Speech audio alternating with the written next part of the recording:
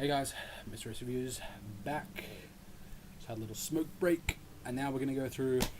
Since I did my PS2 collection first, I thought I'd just do my 360 collection as well. I think I did say at the end of part 2 that I would do my 360 collection as well as my relatively small anime collection. If anything, maybe I should have done these together, but since there's such a drastic change, games, anime, aka like TV show, like I don't really think I should meld them together.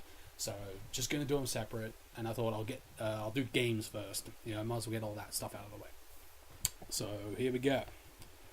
For Xbox 360, the one game that I have, which is I'm pretty sure this is the only 360 game I have, which is a classics title, Assassin's Creed, the first game. I've played a bit of it before, or quite a bit of it actually. Got toward the end on PS3 multiple times. However, I'm properly playing through. I actually stopped and never bothered to continue for quite some time on 360 because, of course, it has achievements, which is great. So yeah, still working through that. But yeah, Assassin's Creed. It's a great franchise, I'll say that. But yeah, the first game really wasn't that great. And Assassin's Creed 3, from what I hear, isn't exactly awesome either. Now, this next game, I had every single version, upgraded version, sequel, rather. There's the first game in the series, plus the sequel, and then the sequel has an extended version called BlazBlue Continuum Shift Extend. The regular version being BlazBlue Continuum Shift. I had all of them on PlayStation 3 before obviously the hard drive corrupted and all that shit, and then I sold everything. And since then, I've only gotten the first game on Xbox, BlazBlue Calamity Trigger. Annoyingly, the next game, BlazBlue Chrono Phantasma, is apparently coming exclusively to PlayStation 3. So, fuck, so pissed. Like, god damn it. You know, that being said, I'll definitely get a PS3 again. Don't get me wrong, I'll definitely will. But the fact that I have to, one, pay off my main account, even though I didn't get my fucking money back. I went over this in, I think it was at the beginning of part 1 of my PS2 collection. And number 2, if I have that game on PS3, I'm gonna want the other 3 BlazBlue titles on PS3 as well. So having to find them all again, a real pain in the ass. But yeah, BlazBlue, made by Arc System Works, the series they started after Guilty Gear, which they worked on through PS1, PS2 generations. As soon as it got to PS3, 360, they started doing BlazBlue, which is an awesome series. The girl here on the front cover is shit. I'm having a mental blank. I haven't played BlazBlue in quite some time. Noelle Vermillion. That's it. It's Noelle Vermillion on the front, and the main character's name is Ragnar the Blood Edge. That's it. And then you got like Jin Kisaragi. Who else? I'm not going through all that. I can't. It's been that long since I played BlazBlue, so yeah. As I said in the last video, Arc System Works did all the gameplay and shit for Persona 4 Arena, so I've just been playing that because it's their best fighter to date, and of course it's frigging Persona. Hell yeah, which is obviously coming later in the collection. So yeah, but BlazBlue is really awesome.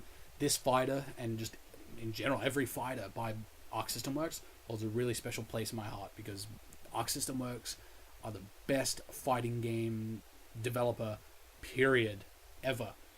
The music, the graphics, the gameplay, everything about BlazBlue, about Guilty Gear, about Persona 4 Arena, being the awesome amalgamation between Arc System and, of course, the epic storytelling and character design geniuses over at Atlus's Persona team. Everything is just amazing. So, yeah. BlazBlue Calamity Trigger. Next up, Microsoft's competing game to Sony's Gran Turismo, and in my opinion, much much better than Gran Turismo. Forza Motorsport. This is Forza Motorsport 3. A friend of mine does have, again, like a non-classics, no border version of Forza 2, which I'll be buying off him at some point, like $5 or $10. And I did have Horizon multiple times. I've had Forza Horizon. I've played the shit out of it. I have every single player achievement. In fact, I recently rebought it, but returned it for the one game I've never owned and played on my own 360 on my own account, which is Forza 4. Forza 4 is such a good game. This game is the best racing game you could ever play, ever. It's just that good. It's fucking amazing. It's great. Both games, as a matter of fact, Forza 3 and Forza 4, are both 2-disc games on the Xbox 360. Yeah, I know. The 2 discs. What the fuck? One difference is that disc 1 for both of them is a play disc. Disc 2 is just a bonus content install. And I got this copy of the game for $29, I think, brand new. There was a second-hand copy for $24, but that was the was Forza 4, something called Forza 4 Essential Edition or something, which essentially only came with disc 1, because I then later found out when I went on to Forza 4 on Xbox Live that all of the content that is on disc 2, which includes 3 or 4 car packs, and I think there's a track pack on there as well, same thing with Forza 3, all of those are available for separate purchase and download on Xbox Live Marketplace. And the thing is, again, for Forza 3, none of the content on the second disc is required for to play the game and to get all of the achievements of the game. You don't need any of it. Like in particular, Forza 4 has an achievement to buy every Ferrari brackets on disc 1 only. So there is, an exact thing like that. I thought it'd be really annoying because I've had disc 2 installed from the moment I started playing the game. And they do, in fact, for DLC, they have a little red strip up in the corner, kind of like this, right across the edge diagonally, which will say DLC, or it will be on the other side actually. Boom. You know what I mean. Kind of like that where my arm is. Be a little thing like that. That'll say DLC. And if it's on disc 2, it'll say disc 2. But yeah, Forza 4. Great racing game. There's only one racing game that could possibly beat it. Forza Horizon, I guess you could say. But there's only one racing game that'll be able to beat it, which is coming out in November. Forza 5 for Xbox One. Now let's move on. A series I have recently really got into. The latest of which I'll talk about separately, was the first one I've ever finished. But I've really started to get into the Halo series. Alongside Call of Duty, I've always thought, Halo, fuck that shit. I mean, the typical overrated shooter like Call of Duty. But damn, Halo I have mad respect for. Halo is such a good franchise. On top of that, easily a lot more respect than Call of Duty. I mean, I know it's like a really big, Halo again is really massive, a massive series, something that is really, I guess you could say overrated easily, but Halo really is really good. That's a lot of relays. But Halo 3, I don't think I've actually even started this yet. But yeah, this is pretty mad. There's a great condition copy. And again, it's complete and everything. Actually, the manual's a little bit, kind of, as you can see, the manual's a bit creased. But yeah, everything's there. Awesome. And it was second hand, so that's my point. It's really good condition for a second hand title. Because people just can't take freaking care of their shit. This game, as I said, I have a bunch of games. I have 75 games or so. Half of which are full retail games on my hard drive. This game is available as the campaign edition on Xbox Live, which I did purchase since it was the only Halo game that cost a reasonable price. Halo fucking 3 still goes for $49.95 on Xbox Live. And it's digital. This is a fucking physical retail copy, complete and everything, great freaking condition. Cost me less than 10. Get fucked, Microsoft. Money whores. But Halo 3 ODST Campaign Edition is only $19.95 on Xbox Live, which is great. And this version only costs $25. So that way I get a physical copy. Plus, the reason it's Campaign Edition is that the only stuff that you get, and the only stuff that has achievements for Halo 3 ODST, is the single player, which comes on disc 1, which is aptly titled Campaign, as you can see right there. Campaign disc, or Campaign Edition, as you can download on Xbox Live, is the campaign, of course, as well as the new Firefight mode that was first introduced in ODST, and it's not really new anymore. And then lastly, multiplayer. This game includes, the physical copy includes Halo 3, the complete multiplayer experience.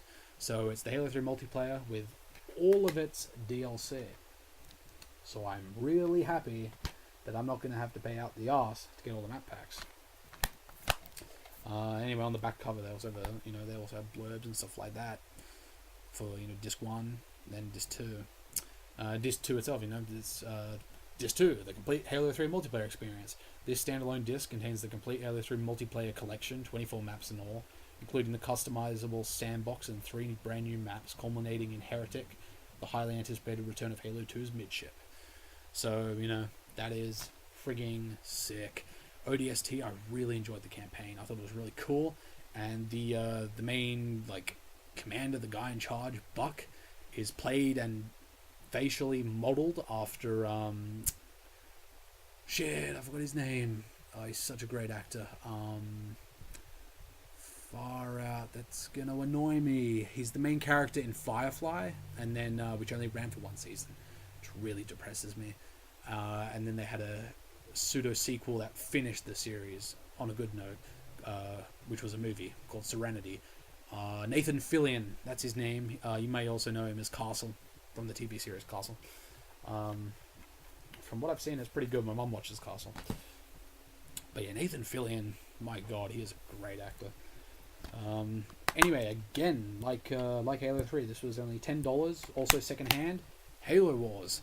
I downloaded the demo of this, and I really enjoyed it. It's actually a pretty fun RTS. It's made by Ensemble Studios. I'm trying to think of what these guys made on Ensemble Studios. Was it It's not Age of Empires. It's a game like that, though. Like an RTS based in ancient times.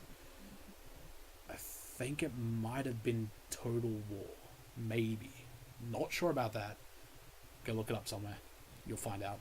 But then they came on and made Halo Wars, which is a great game in itself, and I'd probably say it's the best console RTS at least that I've ever played. It's a great game. That being said, it's a great game from the demo that I've played.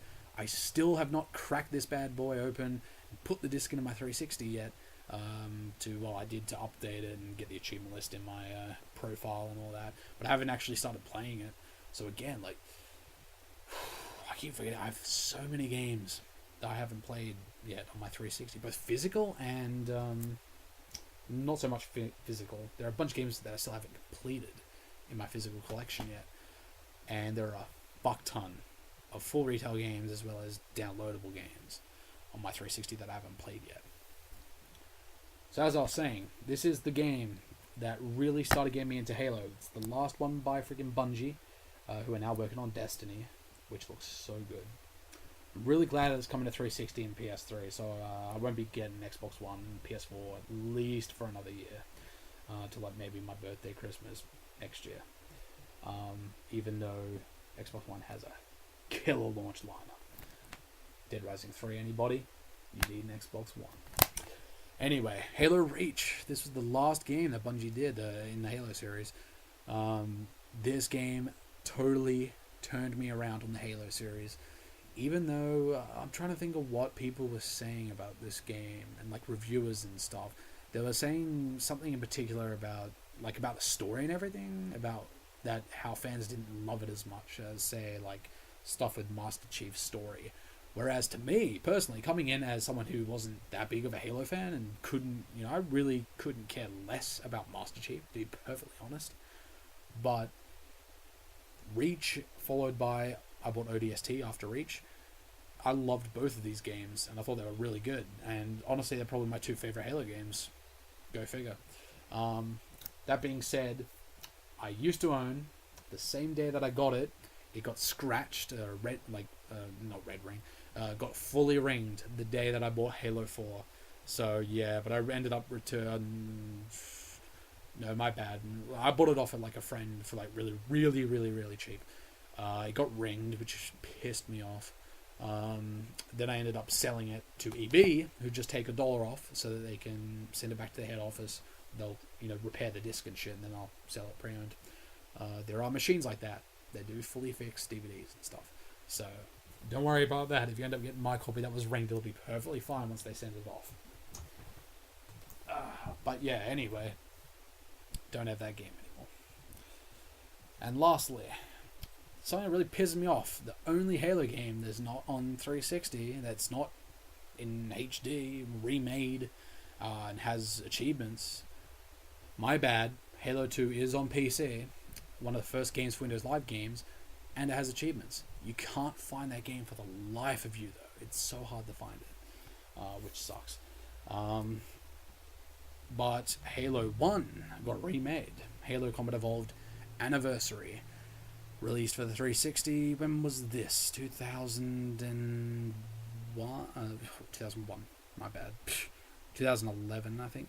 Yep, 2011. The original game was The original game was 2001. This was really cool. This was made by 343 Industries, the new, leaders of Halo. So, this game is really cool. It's just a full... This isn't just a HD remake, as far as HD remakes go on this generation of hardware.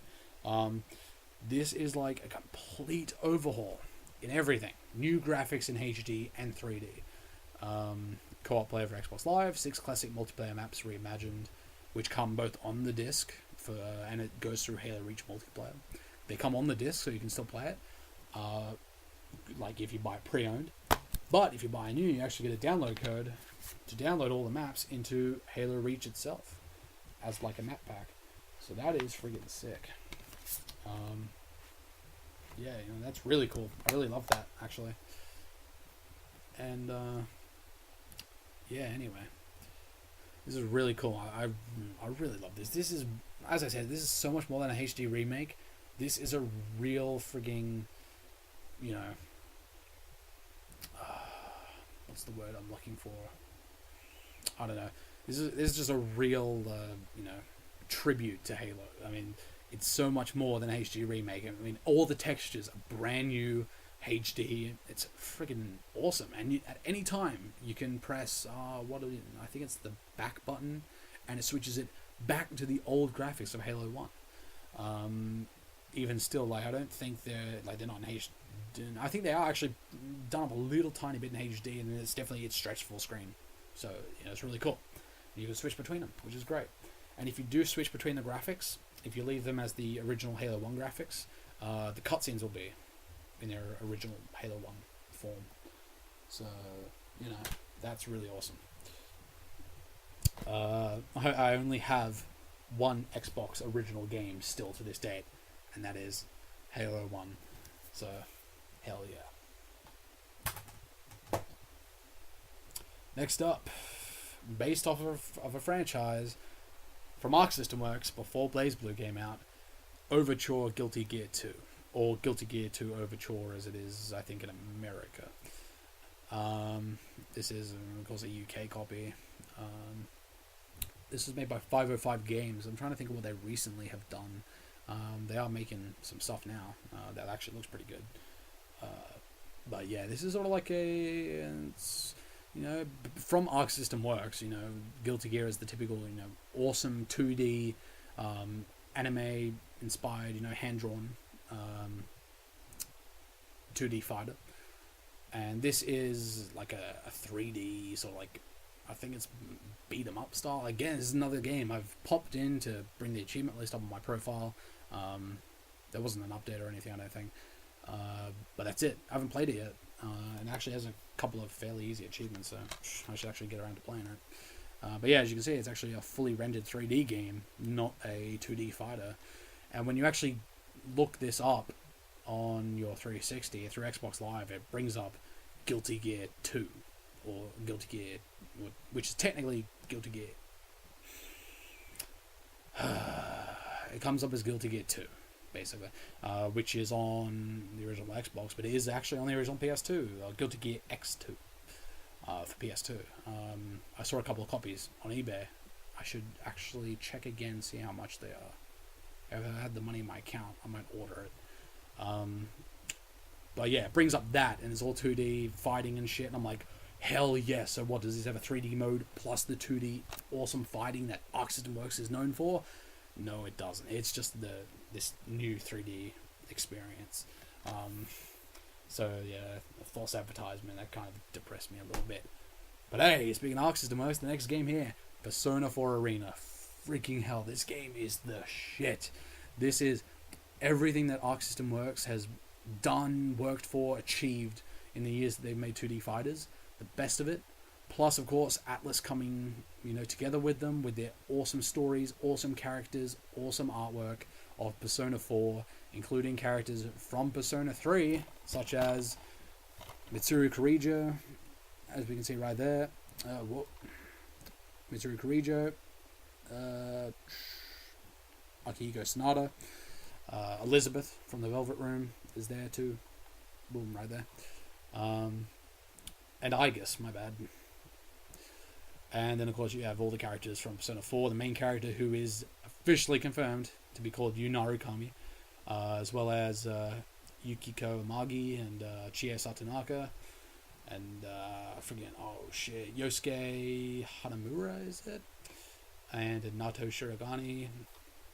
And, Teddy. And, Kanji Tatsumi, who's... Kanji Tatsumi is actually voiced by, what's his name? He played Joel in The Last of Us. What's his name? Man, it's annoying. Someone will say it. He's been in so many games now. He's like the new Nolan North. He's like in everything now. Just crazy. Yeah. So, anyway. Yeah, I still have this game. I forgot to add this into my collection just to elongate it a bit. But I had the sequel, Skylanders, Spyro's Adventure. I was talking about this in my PS2 collection. Activision owns Spyro and Crash Bandicoot now. They've killed off Crash. Which, by the way, on my hard drive, I own both Crash of the Titans and Crash Mind Over Mutant for 360. Of course, they're awesome on 360 because they're in HD and they have friggin' achievements and shit, which is awesome. But Spyro, they have kept going as Skylanders. And I also had the last one that came out, Skylanders Giants. Of course, I got these for free off a friend of mine because he didn't want them anymore. And I sold Giants with the with the actual thing, to put your characters on, and all the characters as well, and got a nice decent amount of money for it. But I kept the game and I just put it in my collection just to elongate it. So yeah. And lastly, another game that I have on what did I say it was? Halo 3 ODST. Just like that, I have a copy of this on my account, Sonic Generations, and on PSN as well. I actually own this on my main PSN account. That's been banned, those bitches. But then I actually got a friggin' physical retail copy because I love Sonic. On my 360, I do have, obviously, Sonic Generations here. I also have a digital copy of it. For a long time, I traded it in because I was playing through it and got a bunch of the achievements for Sonic 06, that abomination of a game. Downloadable as well on my 360. I also have Sonic 1, Sonic 2, Sonic 3, Sonic and Knuckles, Sonic the Fighters, Sonic Venture 1 and 2, Sonic Unleashed, plus all of its DLC. yeah, I'm a huge Sonic fan. I love Sonic, and the new game that's coming out, it comes out on the 19th, I think, which is 4 days away. That's Saturday. Sonic the Lost World. I'm pretty sure that was the game coming out on the 19th that I was interested in. But it's on the freaking Wii U. Of all systems, the Wii U. Are you kidding me? The Wii U it's a current gen system. Why can't you just release it on PS3 and 360 as well? Come on, Sega. I've been waiting for a new 3D Sonic action-adventure game since generations. This game came out in 2011, and they did their typical sort of like a spin-off Sonic game last year, All Stars Racing Transformed, which is a great game. Played on Vita.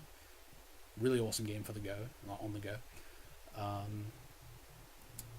But I was waiting for the next 3D Sonic game.